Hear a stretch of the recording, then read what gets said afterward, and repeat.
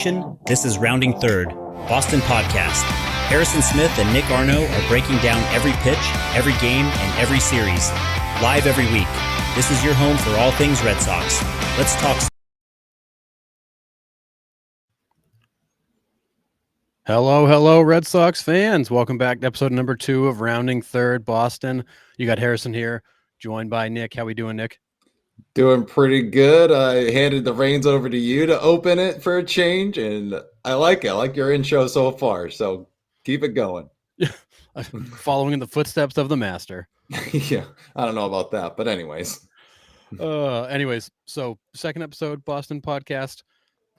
If you're watching us live, feel free to jump in the comments. We'd love to hear what you have to say. Join in. Let's talk some baseball. So with that, Nick. Before we move along here in the show, remember to follow, like, subscribe. We are everywhere. Facebook, Instagram, YouTube, Rumble. You can listen to us anywhere you listen to podcasts. Do us a favor. Go find us somewhere. Share it with a friend if they like baseball. You can find us talking baseball everywhere. And don't forget about our affiliate programs. So we are partnered with Dick's Sporting Goods, MLB Shop, and Lids. If you're going to be doing any shopping for either some new hats like we're wearing, those spring training caps came out. Those are pretty sick looking. I may take a peek at some of those. But doing any shopping, feel free to click our link, and it helps the show. We appreciate the support. All right, Nick, let's dive right in. All right. The Red Sox pitching staff. So we've talked on the other show for, 2 years about the fact that the Red Sox had no pitching. Pitching was a constant problem. It was a constant hole in the roster. So we're looking right now at the 2025 Red Sox pitching staff, which is completely overhauled. I would say this is the one area when you look at this offseason, the Red Sox have done the most. And when you look at this, before we dive into the details of it, Nick, when you look at this rotation of this bullpen, how confident are you that they've made the moves they need to not give up 700 some odd runs again? Confident and hopeful, I think, are two different things here. I think I'm hopeful. I like the moves. Let me start with that. I like the moves to get Garrett Crochet here. He proved he was the top of the rotation guy last year. I hope he's an ace for us. Walker Buehler's, we've mentioned it on the Prove It deal. But the question with all these guys is arm health. Are we going to get a full season of these guys? So that's where I'm kind of leaning more towards hopeful than I am confident. It's still an upgrade. It's 1,000% an upgrade. Yeah. But it's more hopeful than confident for me. And I hope I'm wrong. I hope they just go out and just mow guys down. I don't think they'll give up as many runs as they did last year unless they hand it to the bullpen early, which we'll dive into in a little bit. Yeah, I think that you will not confuse this team for the Mariners in terms of pitching. Mm-hmm. But they have come a long way from where they were last year. So with that, let's talk a little bit about starting pitching. So obviously, big trade of the offseason, you bring in Garrett Crochet. Yeah. I mean, I don't think you would argue he is your ace. He is your number one. Mm-hmm. So you've got you're gonna from the left side too. Like we haven't had, ever since Sale, haven't had a decent left-handed pitcher, dating back to John Lester, like, and how dominant he was there. I think getting a lefty in that rotation was huge. Yeah, I think the Red Sox when they've had the most success, they've always had a lefty towards the top of that rotation. To be balanced. Because again, lefties at Fenway Park tend to play better. You're forcing more balls to center field, to right field, usually. I think a left-hander plays well at Fenway. So you've got Crochet leading it off, clearly your ace, followed up by Walker Buehler. Now, after Walker Buehler, this is where things are a little bit less clear in terms of how you're gonna line them up, but also what you're gonna get. Keep in mind, we're not considering Giolito in the rotation right now because he's not going to start the season in the rotation. He's going to be in. I want to say they're looking at like early May right now. So Giolito's coming, but he's not there opening day. Neither is Patrick Sandoval, by the way. Yeah, neither is Patrick Sandoval. Right. So your top five are rounding out the top five are Houck, Bayo, and Crawford. So yeah, so you've got Houck, who was amazing last year in the first half. had a tough second half. Bayo, who was really good at times and then lost at times. And then Cutter Crawford, who the guy made 33 starts. He was out there every time you called his name, he was out there. And again, another guy with a great first half, a tough second half. And overall, the Red Sox pitching in the second half struggled. But a rotation of Crochet, Buehler, Houck, Bayo, and Crawford to start the season, with Giolito coming and then Sandoval coming later this summer. Is that a rotation that can get you in the playoffs? Yeah, I think they can get in the playoffs because, rotation aside, like the Red Sox can hit. So if these guys can just prevent the runs for a change, I think this is a playoff team. I'm not going to say they win the AL East. I'm not even going to say they're going to take the top wild card spot, but they will find a way into the playoffs. I believe the Orioles, which we'll get into later, I don't think they did enough in the offseason to keep their playoff streak alive here at 2. But needless to say, still, I don't more than one's a streak, right? I guess so. Yeah. But I am happy with the moves they made. I'm still kind of, I don't want to say pessimistic, but I'm hopeful. Yeah, I think that's all you can be as a Red Sox fan right now. We've come off of 2 straight off seasons where they did kind of nothing. They gave us lip service. They're going to go all in and make some changes. And then this year they actually have. And I agree with this comment completely. I do think that when Giolito comes back, Crawford is likely the odd man out. When Sandoval comes back, I don't know what you do at that point. Maybe at that point somebody needs a breather. Maybe somebody's hurt. I don't know. I agree that Crawford goes to the pen first. I would like to see them, if Giolito comes back, to just go to a 6-man. Just go to a 6-man rotation, stretch these guys out that have had arm issues in the past, and just go 6-man. Like I am okay with that. I wouldn't mind Crawford in the bullpen because I'm sure we'll get over to there in a little bit. But you would have a long relief guy in there and a guy that could spot start possibly. So, but yeah, I agree with Ryan's comment there. I think Crawford is the one that gets moved to the bullpen for sure. Yeah, the most logical choice. So let's jump to the bullpen then. So you look at that bullpen right now as it's currently constructed. You got Brennan Bernardino, Josh Winkowski, Michael Fulmer, Greg Weissert, Liam Hendricks, Aroldis Chapman, Joely Rodriguez, and Justin Slayton. I mean, my initial reaction is, who? Like, who are half these guys? Now, granted, several of them were with the team last year. We know who they are. But this is not a bullpen that jumps off the page at you as a lights out, this is a 6-inning game bullpen. Definitely some question marks. Yeah. We don't know what we're going to get for Hendricks coming back. I don't know what his timetable is. I mean, Chapman's our closer, right? I mean, we have Whitlock in there too, but he's rehabbing, right? Yep. So he's not ready to come back yet. Michael Fulmer's an interesting one to me. He's shown a lot of promise early in his career and then has just kind of bounced around. So like, I don't know if he could come here and find a home. That's a big question mark to me. And there's a lot more arms that aren't on this list that we will see this year because I think Cora is going to, plug and match and try to figure out something that is going to work in this bullpen. But this is the biggest glaring question mark for me going into the season is this bullpen. What are we going to get out of Chapman? What are we going to get out of Hendricks when he comes back? And Bernardino. I don't know. It's just question marks across the board for me here. Yeah, I see this being an area where I think similar to last year, you're going to be white knuckling it to the finish. I think in a perfect world, Liam Hendricks is your closer.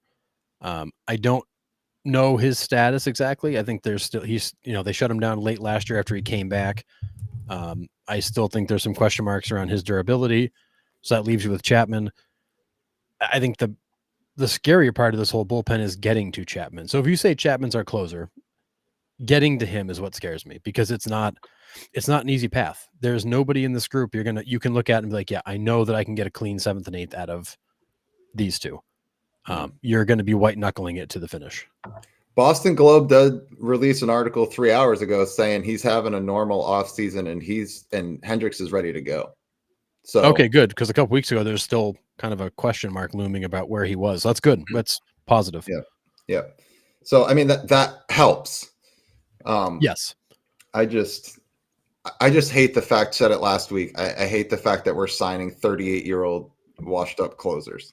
Like Chapman can still bring it. I've said it, but it's a big question mark. Yeah, I think the glaring issue for this team is the bullpen. That is the one area that we've said all along they needed to go and fix. The starting pitching they definitely needed to fix. The bullpen was the Achilles heel last year. Yeah. What was it? 33 saves they blew last year was the stat. Yeah, something like that. You're not going to be a competitive playoff level team blowing 33 saves. No. And you've got to fix that stat.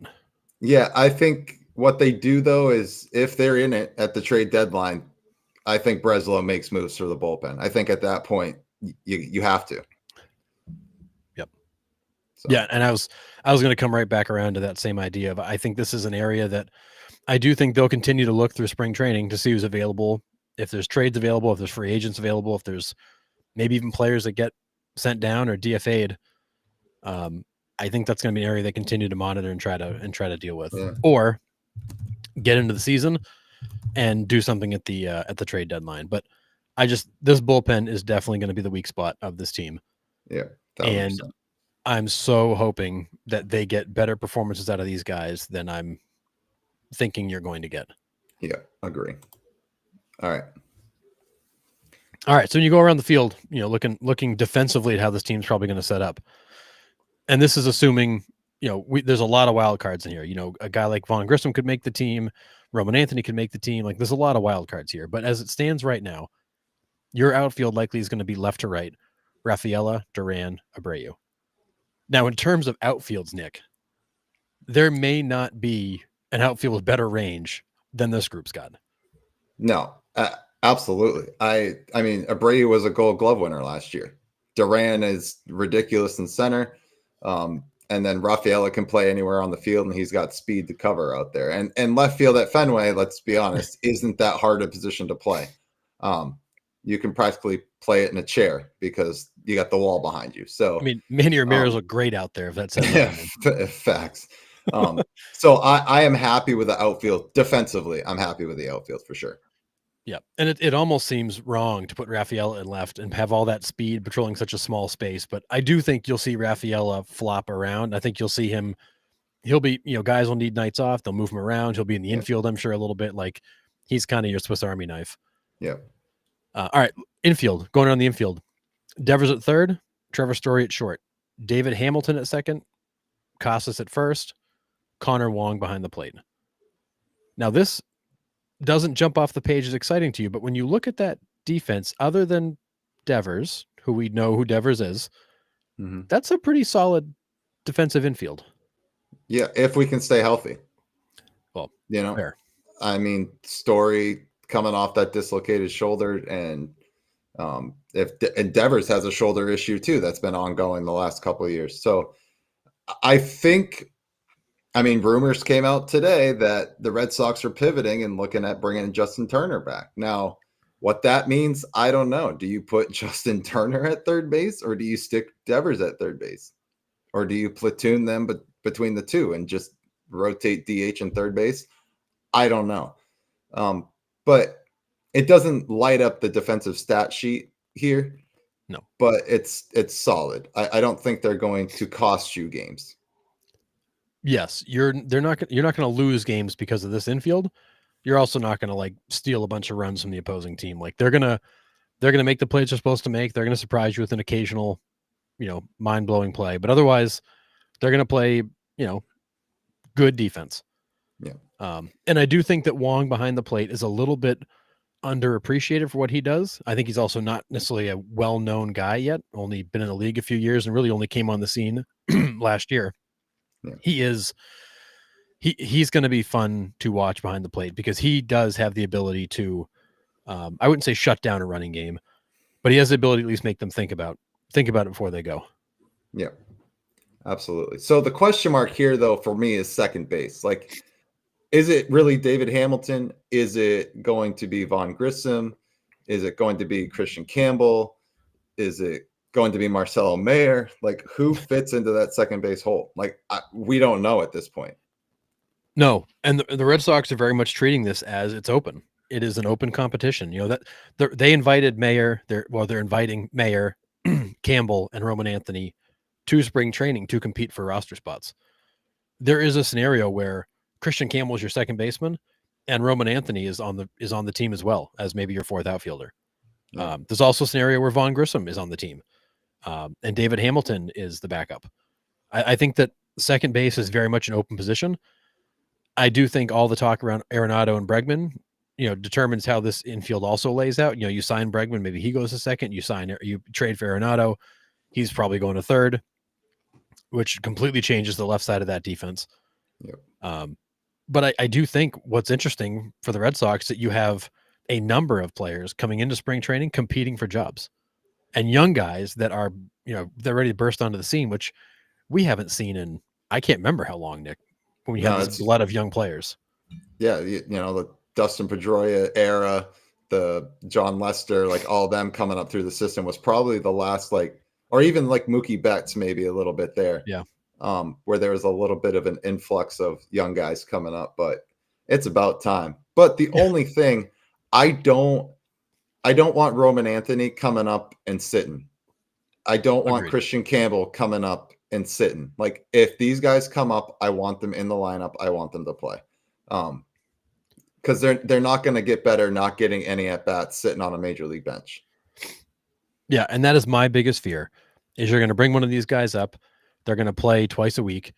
They're going to struggle because they're not used to doing that, and it's really hard to learn at the major league level part time. And they're going to send them down saying, "Oh, it didn't work out." Yeah. We saw them do that to Bobby Dahlbeck for years. Now, was Bobby Dahlbeck necessarily a great hitter? No, maybe not.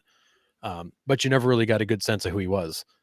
You can't afford to do that with these guys. I'd rather see you roll with David Hamilton and let these guys go get at bats in Worcester than bringing one of them up to platoon. Like if one of those guys is on the roster, they got to be the guy. They've got to be the guy every day. Agree. All right. And their lineup. All right. So here's a look at the lineup. Now, obviously, subject to change. This is kind of a guess at how we think it's going to come out. Jarren Duran leading off. That seems like a lock. Raffy Devers hitting behind him. Trevor Story in the 3-hole. Wilyer Abreu hitting 4th. Tristan Casas hitting 5th. Connor Wong hitting 6th. Masataka Yoshida hitting 7th. Cedeno Rafaela hitting 8th. And David Hamilton hitting 9th. Now, that lineup, you've got a good mix of speed, contact, power. It's a pretty balanced lineup. But when you look at that lineup, Nick, it's effectively mostly the same lineup as last year. But is that a team that's going to score you 740, 750 runs again? I'm not sure. Jarren Duran was such a table setter last year that he was a key piece of why they scored so many runs. But again, I hate to keep bringing it up, but health is the biggest issue here. Yoshida, I don't know what to think about him. I think the Red Sox are ready to move on from him, to be completely honest. And we're just so left-handed heavy. We need one right-handed thumper in there. And I thought that they were going to address that in the offseason. And it still could happen. Bregman or Arenado could still come in here. It would be that right-handed bat that they need, which would push Yoshida out. I think what I've heard, or what I'm kind of reading between the lines, is the Arenado deal was almost done, but they're kind of in the Cody Bellinger camp was with the Yankees, is they're trying to work out all the money because Arenado's due $32 million a year or something like that. So the Red Sox were like, we don't want to pay that full salary. So Cardinals, if you're looking to get rid of him, you have to eat the money.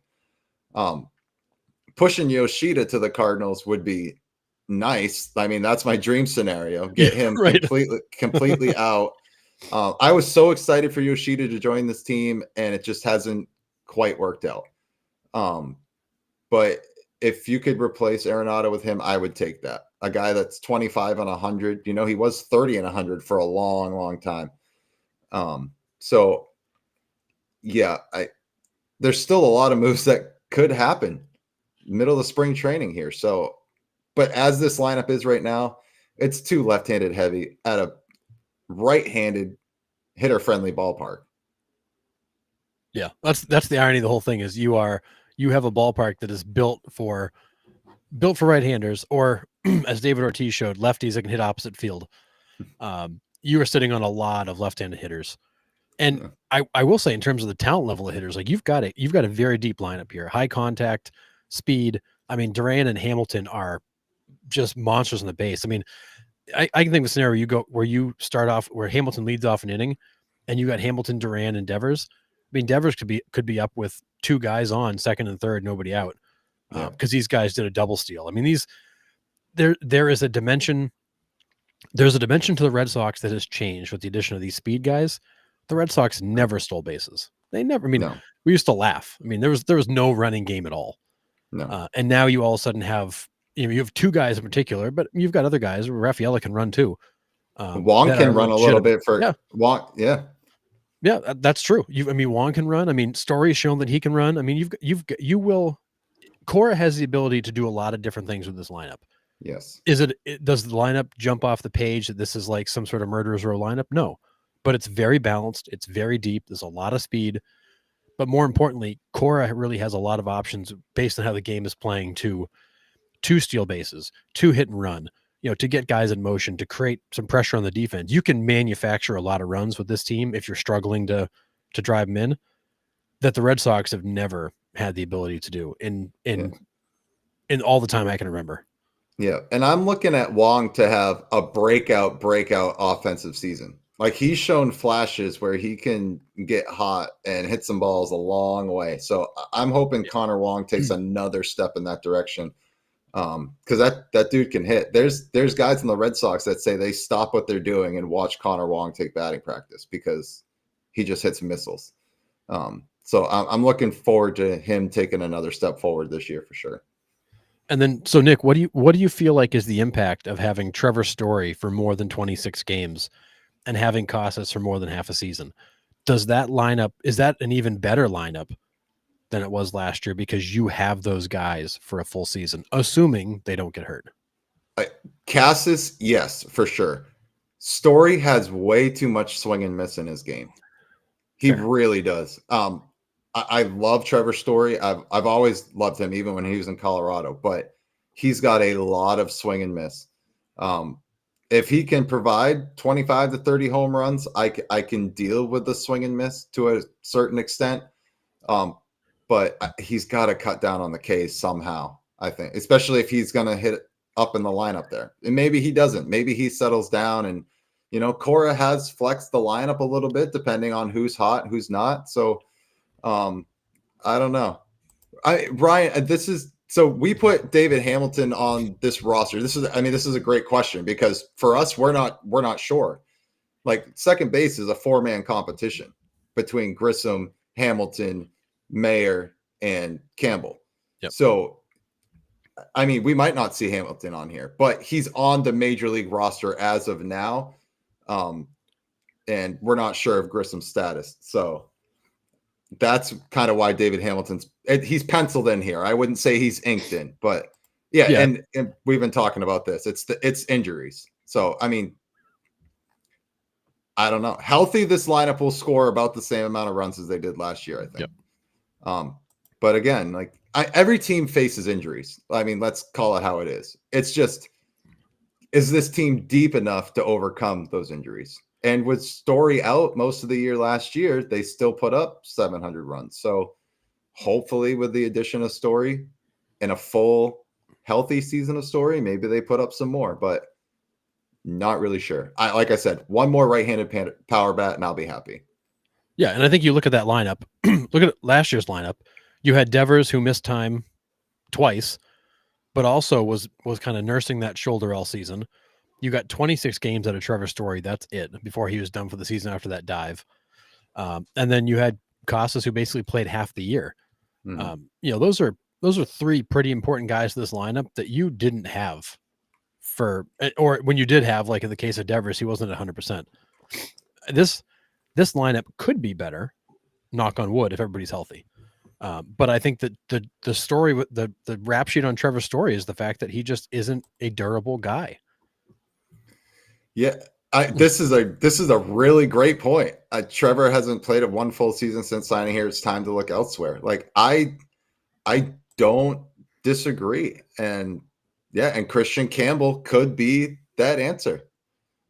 We could at some point this year see Mayer at short, Campbell at second, or vice versa. There could be a scenario where we see that. I mean, I wouldn't say no.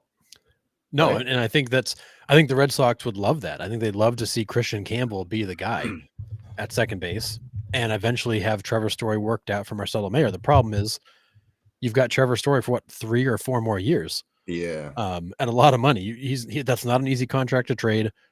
It's not like you're just going to cut him because you're going to have to pay him. They got to figure that out because we've not seen a whole season from Trevor Story, and we may not. Yeah, maybe if spring training's going along and Campbell looks ready, maybe they put him in the starting lineup and they send Story out in the Arenado deal. Money wise, that would almost work, I think. Right? Yeah. I mean, yeah, and then the Cardinals could put him at third base, which is a less stressful position since Mason Wynn's got shortstop covered, and kind of swap the two of them. But Trevor Story's bat would play really well over a full season at Fenway. Yes, we just have to see it, and we have not yet seen it. Yeah, I agree. All right. Is Alex Cora happy with the Sox offseason, Harrison? I mean, he was pretty vocal that they needed to change some things, which I can appreciate. I think I'm happy to see Alex Cora get vocal and want to see things change. Is Alex Cora happy? If I'm Alex Cora, I'm not happy yet. I'm at least not mad anymore. Because you did, I've got a solid lineup. I've got depth. I've got a minor league system that was just rated number 1 by Baseball America. I've got a bullpen that's got more holes than Swiss cheese, but I can figure that out. So if I'm Alex Cora, I'm not necessarily happy, but I'm in a much better place than I was last year because at least things are going the right direction. Yeah. Why not take DJ off our hands? No, thanks. I think the Yankees can keep him. If he was coming from the Rockies in prime DJ time, yes, I'm taking him, but not anymore, dude. Sorry, you can have him. He and Trevor Story play about the same number of games, so yeah. And listen, I'm with you here. I think Alex Bregman would be a great fit in Boston, and his bat would wear out the Green Monster for sure. Big time. But Bregman's being a little bit hard to work with, it seems. He wants a 6-7 year deal. No teams are willing to give him that. It seems like the highest in years that I've seen so far that a team's offered is 4, and it's by the Sox, correct?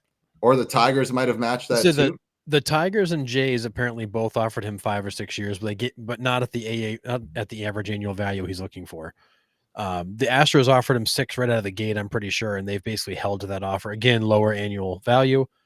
The Red Sox offered a higher annual value over 4 years. Because if you're the Red Sox, Bregman, I think, begins to block the path to the majors for some of these young guys.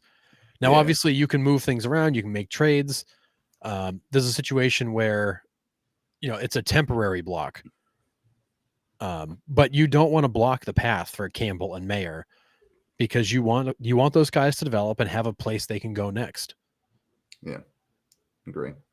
3 years, 110. I mean, I could see that ballpark maybe. I don't know if he'll get 30 million at this point though. That's a lot. But yeah, I mean, he continues to hold out for longer term deal, and apparently is prepared to ride this thing to the end. Like, he wants this deal, he's going to ride it out. I think he's going to have to accept something else at some point, but it's February 10th and he hasn't blinked yet.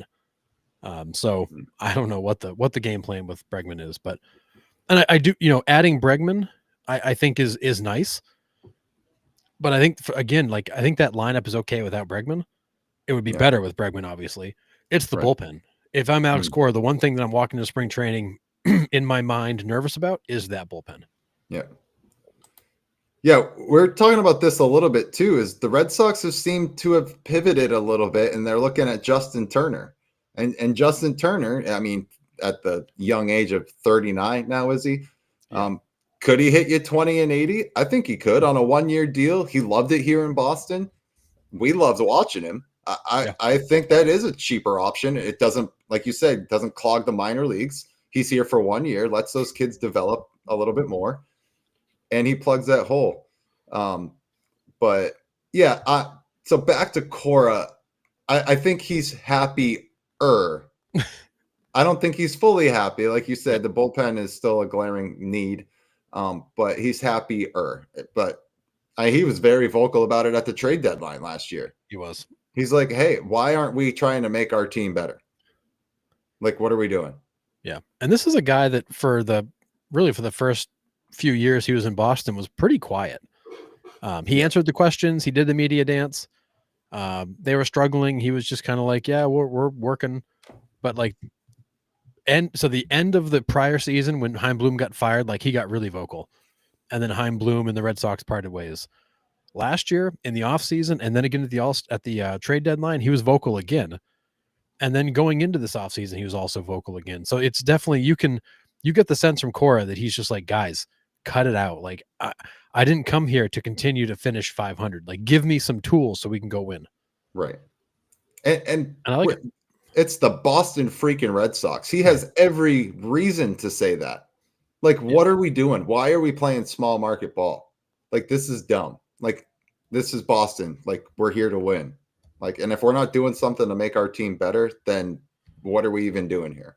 So, yeah. And we've said that for the last couple of years. Like, this is not, we're not the Miami Marlins. We're not the Milwaukee Brewers. Like, this is Boston. Like, this is a big market. You're one of the top 5 markets in all of Major League Baseball. Like, start acting like it. Yeah. Stop playing small. Yeah. All right. So let's kind of go back to the Nolan Arenado here. So talks have reopened, like I said. But it's the money issue with Arenado here. He expressed the interest in coming to Boston. Does a deal ultimately get done in your eyes? I mean, my reaction is going to be no. I don't think Arenado gets moved. I think for 2 reasons. One, I think the Cardinals are going to want a decent return for him, and I don't know if the Red Sox are going to want to give up a lot if they're inheriting that bad contract. And 2, I think that contract is just going to be hard to trade. He's granted a chunk of it's deferred. I want to say it's $32 million a year, but like $6 million is deferred. Whoop-de-doo. This isn't like a Dodgers deal where you pay 1% and defer the rest. But like that is a level of commitment the Red Sox have been trying to avoid. Right. And if you're going to go make a big commitment to a player, I think you're holding off and hoping to make that commitment to Crochet and or Buehler when they show you what they've got. So I think the Red Sox are not willing to jump into this and pay him that kind of money when he's been on a consistent decline the last couple of years. He fits kind of, sort of, but not really. Yeah. And then you got the issue with Yoshida. Like, what are you going to do with him? That's also another contract that isn't easy to trade because you paid too much for him.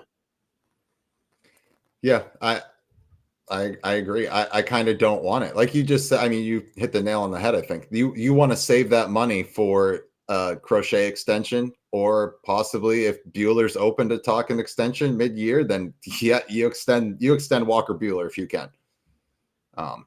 And he would clog that up for sure. So yeah, and Ryan, we've talked about this too, and apparently Devers has said he's okay with making the move, but we felt the same way. Like it's hard to tell Devers, hey, you're the guy. You're going to get the long-term deal. You're the face of the franchise. Buy Xander Bogaerts. We're going to pick Devers, and then 2 years later, move him off his position somewhere else. This is something you've got to do very carefully and make sure that he's 100% on board, because you do not want to alienate the guy you've kind of anointed as the franchise player. That's a tough spot to be in. I think Devers is also kind of looking at the longevity of his career, though, because like we said, this shoulder issue keeps coming up, and it started in the playoffs in 21 when they were on that ridiculous run in the playoffs, right? That's when it started. It keeps coming back. Yeah, so it's been there for a few years, and maybe just showing up and DHing is something that Devers would like to do. And hell, I mean, Poppy was still the franchise face of the franchise. Let's get my words straight here. Face of the franchise.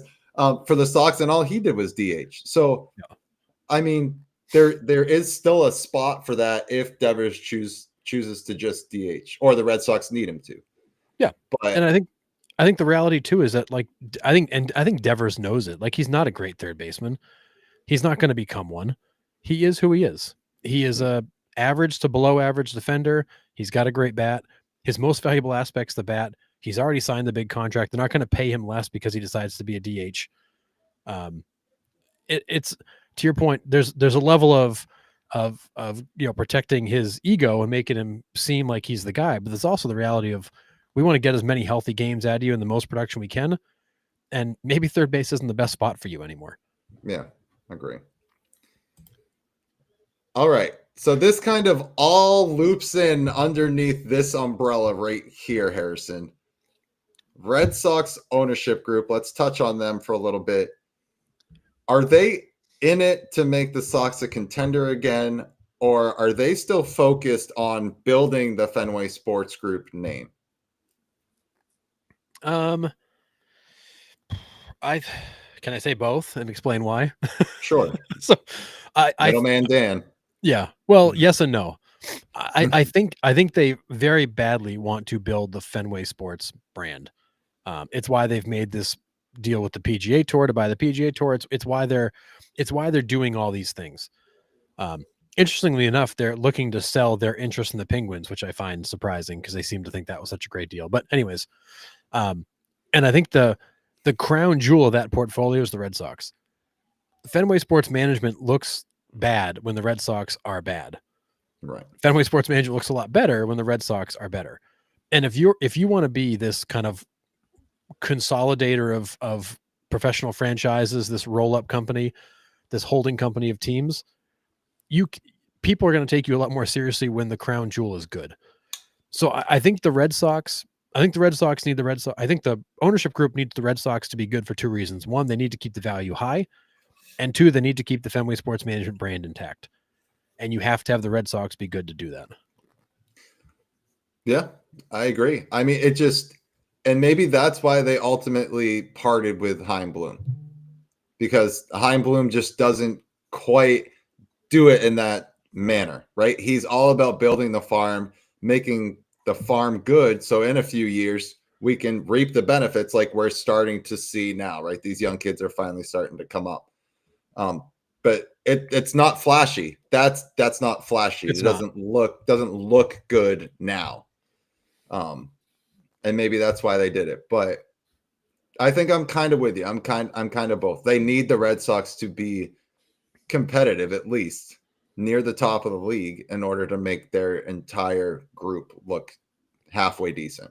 Yeah, like, you're not going to approach a fellow owner in another sport and say, hey, I want to buy your organization. They're like, oh, well, what's your track record? Well, I got the Red Sox here, win 500 5 years in a row. It's pretty good, right? No, and a fan base coming in is going to think you're not credible either. So, but I will say, the Red Sox now have the number one rated farm system in baseball, based according to Baseball America. That was all Chaim Bloom's work. I think the Red Sox wanted to be a combination of the Rays and the Red Sox. I think they wanted a strong feeder system so they could bring in young talent on the cheap and then sign some studs to balance it out and be a perennial contender. I think that's the path they wanted to go down. It's the path that Chaim Bloom was on. I think what the Red Sox realized is that path is really hard, because for a few years you've got to suck as you turn this thing. And I think that the ownership group got impatient. The fans got impatient. They were seeing revenue go down. Merchandise sales were going down. Ticket sales were going down. And I think they were like, well, geez, like we can't live through any more of this. And Chaim Bloom was very much building that. And I think they decided to go a different direction. That's when he left. And now they're spending money. But Breslow's also now got the benefit of that farm system in his back pocket to go make trades, to go, bring up young talent. So in the end, I think the Red Sox are getting their cake and eating it too, although they didn't necessarily want to stay the course. Yeah. When's the last time, though, the Red Sox have signed a key free agent and he's panned out? It's been a while. I mean, would you go all the way back to Beltre? I mean, every other free agent that we've signed since him have been, Price maybe a little bit. You ended up dumping him just to get rid of him. Yeah, but he did get you the 2018 World Series. Like, I love Steve Pearce and everything he did, but Price could have won MVP that series too. Could have, Like, he was lights out. But I mean, you swung and missed on Sandoval, you swung and missed on Crawford, you swung and missed. I mean, go down the line. I don't know. I mean, we just talked about Trevor Story. Like, you've so far swung and missed on Story. I mean, it is fair. The Red Sox track record with free agents is not good. And you can argue that they've gone after, players that were later in their career. They've gone after players that were kind of uniquely situated in the place they were coming from. You can also say they signed players that had, like, obvious red flags, like Pablo Sandoval. Right. That guy couldn't do a push-up from the buffet table if his career depended on it. And he got the contract and fell apart. I just, you don't stop signing free agents because you've had a tough time with it. But you're right. The track record is bad. And I think the Red Sox in some cases are a little gun shy to go make that big commitment to a player, knowing that they have not hit on one of these in a long time. Yeah. So nice. All right. Let's run through off-season. Oh, Dustin Pedroia. Great one. We did this last week. Veritek's mine. Garcia Parra is Harrison. So, I mean, Pedroia is unreal. Love watching him. Much love for Petey. Much love for Petey. Yeah. All right. Let's run through the rest of the AL East offseason grades here, because then it will kind of loop us back to the Red Sox to see how our final prediction will be for them.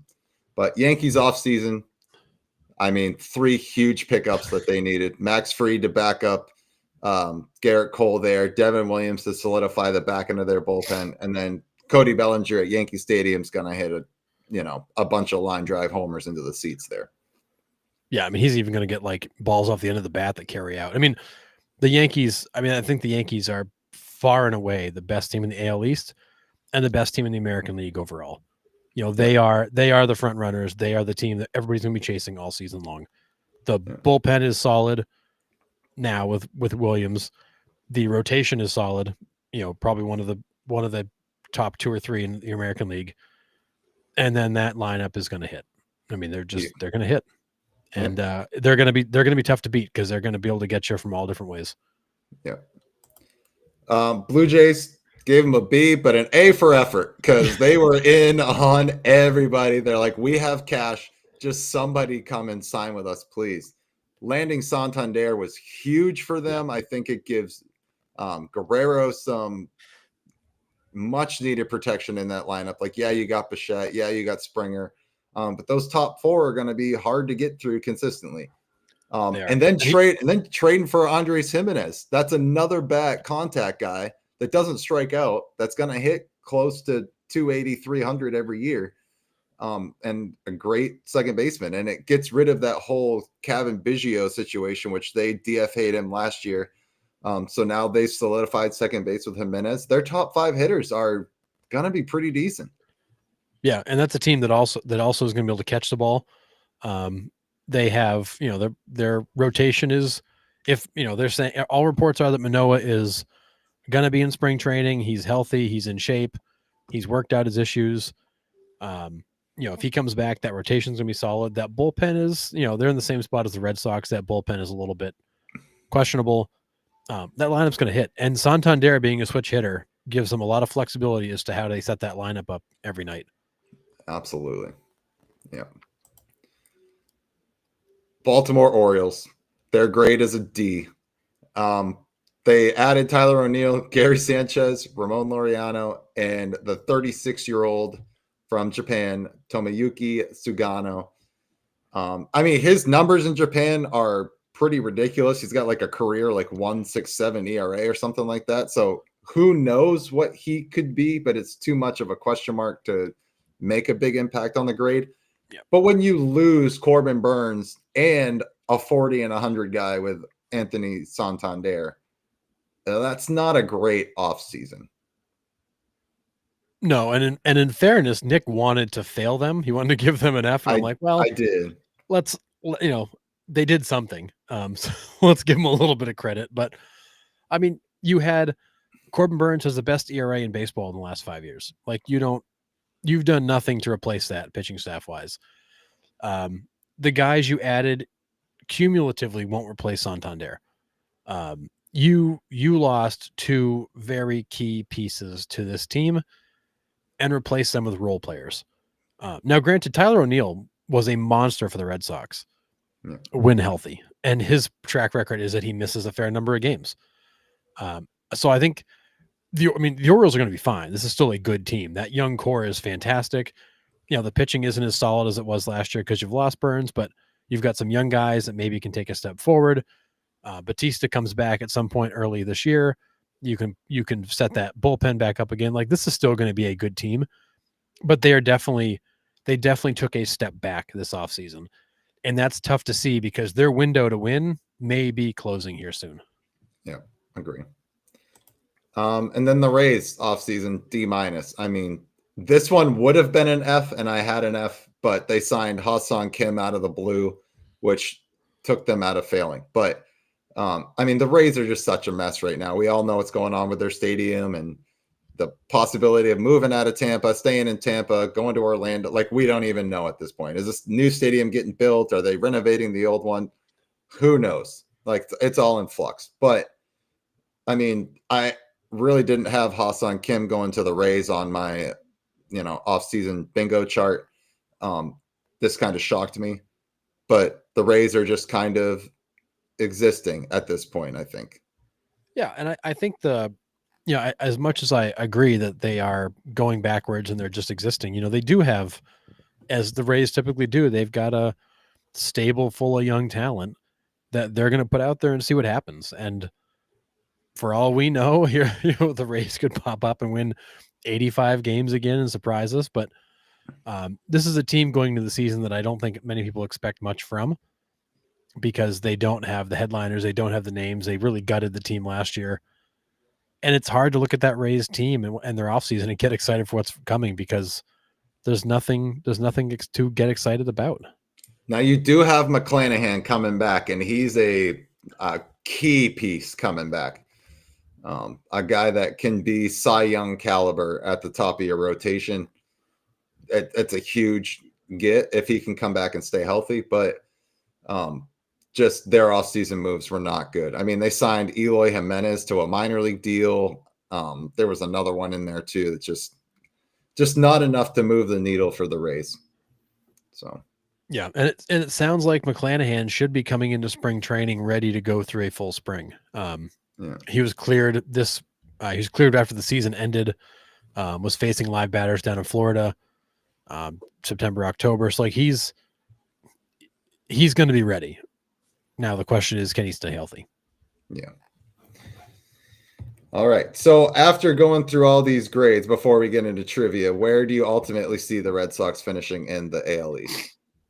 I think the AL East standings, I think the Yankees are number one. I think there's no question about that. Yankees number one.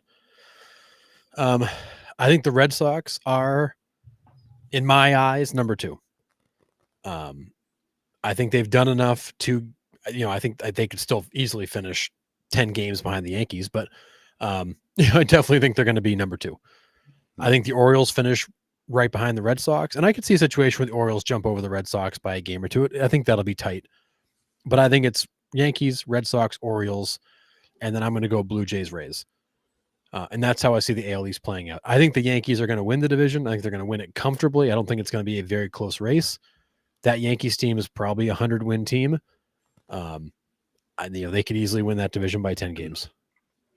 So I'm actually going to flip-flop two teams. I think it goes Yankees. I think it goes Red Sox. I think it goes Blue Jays third. Ooh. I think I'm going to put the Blue Jays third. I'm going to put the Orioles down to fourth and the Rays. I'm not convinced with their pitching staff. I think they're like Zach Eflin's your number one. I mean, yeah, you have Grayson Rodriguez. You have Kyle Bradish hopefully coming back, but he's coming off an arm injury. So I just don't know. And then whoever Sagano turns into over here in the MLB. Too many question marks for me. I think the Blue Jays have a decent rotation. They got to put it together. So that's the biggest question mark for me. But that 1 through 5 at the top of that Blue Jays lineup is pretty lethal. So I think they end up leapfrogging the Orioles there because I think the Orioles took that big of a step back for me. I really do. I mean, like their off season was detrimental to what they had going. it's fair. I mean, the Blue Jays, you've got Bowden Francis, who really emerged. If Manoah comes back, you still have Gosman, you still have Bassett. I mean, you've got Max Scherzer, who you don't know what you're going to get with him. I mean, I think the Blue Jays are going to pitch better than they did last year. I think they're going to hit better than they did last year. I think they're going to catch the ball better than they did last year. And you look at that lineup too, and Kirk had a big down season. Springer had a down. Like you had a bunch of guys with down seasons that won't do it again. But for them, the bullpen is a big fat question mark. Yeah, agree. But I wouldn't be shocked to see that result. See the Blue Jays leapfrog them. No. If the Orioles young players don't take a step forward, that's a likely scenario. Yeah. So that's how I'm doing my AL East. So fair. All right. On to trivia. Trivia time. All right, Nick. So we're gonna being our second episode, we're gonna take a little trip down the history of the Red Sox. Oh, great. Gonna talk a little historical here just for fun. All right. All right. So it's first question. So Fenway Park opened in which year? And bonus, if you can give me the date and you can name the other historic event that happened the same week. All right. So I actually do know this. It's 1912. And then it was I don't know the date, but the Titanic had to have sunk, right? 1912? It did. Yeah. Yeah. So Fenway opened on April 20th, 1912, and the Titanic sank on the 15th. So 5 days prior to the opening of Fenway Park is when the Titanic went down. Kind of put a damper on the festivities of the opening. Obviously, that was crushing news. But they carried on. And so Fenway's been open since April 20th of 1912. Dang. Nice. All right. So when they first built the Green Monster, it was just a tall wall. So can you tell me when the netting was added to the top of the Green Monster? And bonus, if you can tell me why they added it. There was a reason. I think they added it because of the highway, right? Because of the Mass Pike behind it? Not the Mass Pike. Was it just the buildings behind it? It was the buildings behind it. That's what they added it. They added it because the store owners were complaining that home run balls were hitting their doors, their windows. So all the shop owners on Lansdowne Street were complaining to the Red Sox and starting to threaten to send them the bills for all the damage. So that's when the Red Sox put up the net. Well, I mean, imagine batting practice, just going get 60, 70 balls going out in batting practice, and then 3 to 4 maybe during the game. Like, that's a lot of windows you got to replace. And imagine being like a flower shop owner and you got a customer walking in the door and they get nailed by a home run ball. Probably not going to come back to your store. So Lansdowne, and I always thought Lansdowne Street was named because that's where the ball lands down. It was actually named after some like English figure, and I was like, oh, it just happens to be ironic that it is that way. But anyway, back to the question. So when was it added? I mean, the wall wasn't built initially in 1912, right? It was a few years after that. It was a few years after that. Yep. I'm gonna say 37. That's just a complete guess. You are really close. Lou Gehrig was the AL MVP. And it was you were off by a year, Nick. Dang. 36. Yeah. So the 23-foot tall net was added in 1936 because, as we mentioned, the owners of the stores were complaining about damage caused by home runs. Yeah, I mean, as I would have too. As much as I love free souvenirs, like it gets expensive after a while. Yeah, and can you imagine like those balls would have come screaming in because those ones that like would scrape the top of the wall would be coming right in at the door. Yeah, absolutely. All right, next one. So final progression of the Monster. When were the Monster seats opened? And bonus, if you can tell me how many seats did that renovation add? So it's well after 2000. I know that because you think the 99 All-Star game, that was still netting. Yep. Was it 2000? Man, 2003. It was 2003. Wow. All right. Because if you remember back to the 2004 ALCS, there was a number of home run balls hit up in those seats during that series. How many seats though? I would have to say 250. You're close. You're I'm close. close. You're close. Yeah. So I don't know. So the answer is yes. The monster seats were open on April 12th, 2003. It is 269 seats and 150 standing room only spots, kind of along that back railing wall area. Yeah. And that was actually the first renovation that the new ownership group, Fenway Sports Management, did. That's cool. Have you been to JetBlue Park in Fort Myers? Just outside of it, I've not been there when they've actually been playing. It's really cool. So they have, the Green Monster replica there, and so they can start getting used to it. But that wall and the netting is actually a little bit higher than the Green Monster is. But you can also stand on top of where they have seats in the wall. So the wall goes up, then there's a little bit of netting, and there's seats in there. But you can walk all across the top of the concourse there. It's beautiful. It's a really cool place to see a ball game. Yeah, so I've seen it, but I've not gotten a chance to go in and see a game there because I was down there in the fall. So yeah, I went down for April a few years back with my buddy. It was awesome. But yeah, it's a cool ballpark. Yeah. All right. So now we're going to talk a little bit about stats and history. So, can you name the pitcher that's made the most starts in Red Sox history? Most starts. Cy Young's got to be up there. He is, but not number one. Tim Wakefield's got to be up there. Tim Wakefield is number one. And there we go, my boy. So Tim Wakefield made 430 career starts for the Red Sox.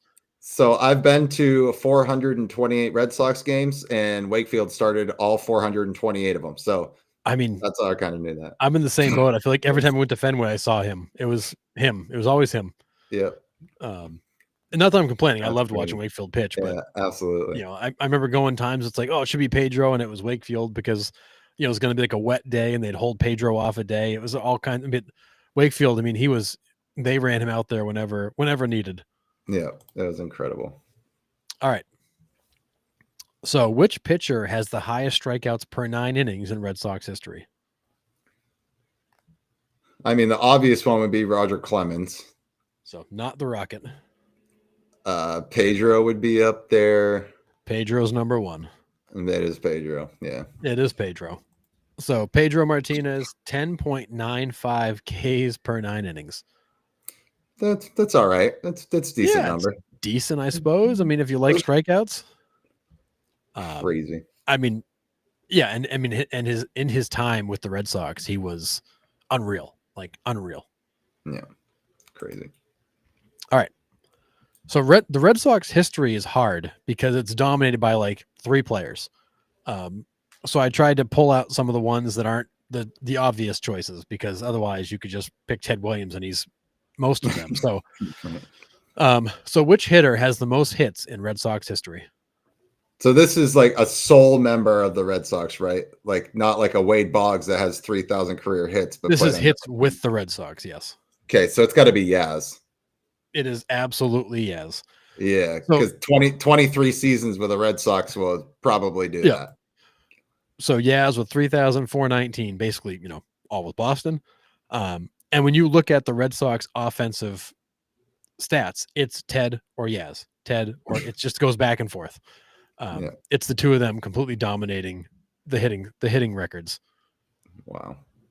All right. I thought this one was fun. So, which hitter has the most hit by pitches in Red Sox history as a member of the Red Sox? Well, Manny got thrown at the most times, but he did for sure. I'm going to go with Youkilis. It is absolutely Youkilis. I'm crushing it this week. You are killing it. Look at this. Youkilis, yeah. Youkilis, 86 HBPs in his time with the Red Sox. Yep. There wasn't many Red Sox games that you tuned into without him getting one up and in or off the elbow guard, for sure. He was just hanging over the plate. He was just begging to get hit. Yeah. Honestly, the player that I thought would be there was Mo Vaughn, the way he hung over home plate. But he didn't get pitched in as much. Because I think because if you missed, that thing was gone. Oh, yeah. So I think he leaned over the plate to dare you to throw inside, and they didn't. They made him go the other way. Same with Ortiz. A lot of pitching away. Yeah. And then Ortiz adjusted and just wore out the green monster with that the swing. monster became his best friend because that worked out great for him. Yeah. And I think that is it for Red Sox trivia. Dang. So yeah, so when you look on the pitching side, it is Clemens and Cy Young from almost all of them. You've got an occasional Pedro, a couple Wakefields. Wakefield also leads the organization in losses all time, which is, I mean, probably a third of them were because he got like no runs of run support. Well, you look at all knuckleballers across history, though, right? I mean, that's what it is. They probably lead the franchise in wins, but they also lead the franchise in losses. Like the knuckleball was always, I have a 50-50 chance of winning today. Basically, it was always that. And I feel like Wakefield just historically got robbed of run support. Like he would inevitably like line up against Andy Pettit, and he'd go out and he'd lose like a 3-2 ball game. Yeah. It felt like it was always the case.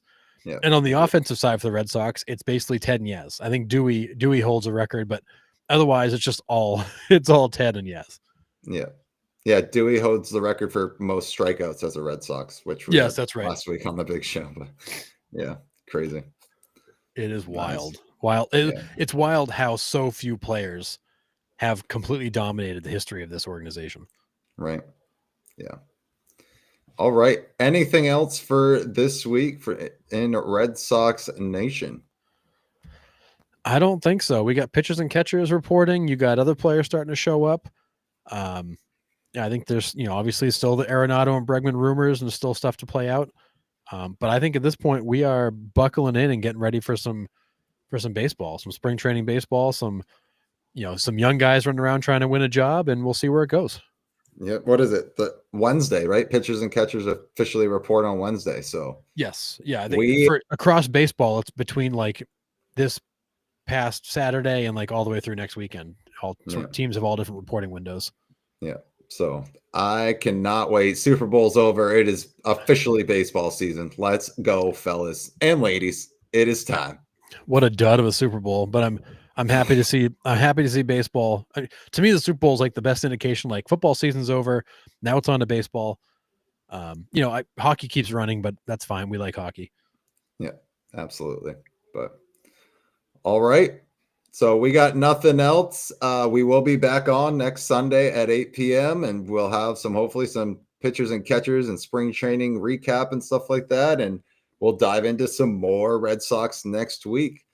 Thanks for watching. Thanks for joining us in the comments. We love the interaction with the chat. So definitely keep coming back, Talk Sox, especially as the season gets cranking, because we're going to have stuff to talk about for sure. So definitely keep coming back, checking in on our boys this summer. And we'll see you next Sunday at 8 p.m.